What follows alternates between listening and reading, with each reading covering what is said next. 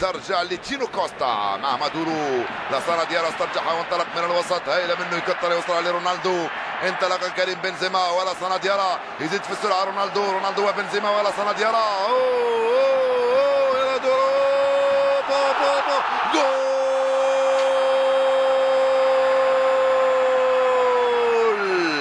الماجيكو رونالدو فعلا هو المنقذ. ها انا ذا يقول رونالدو هو المنقذ للريال.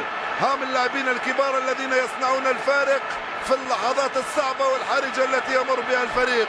إرادة كبيرة عند كريستيانو رونالدو، انطلق وقرر لوحده أن يفعل ما يشاء، يراوغ ويسجل هدف ثاني، الأول باليسرى والثاني باليمنى.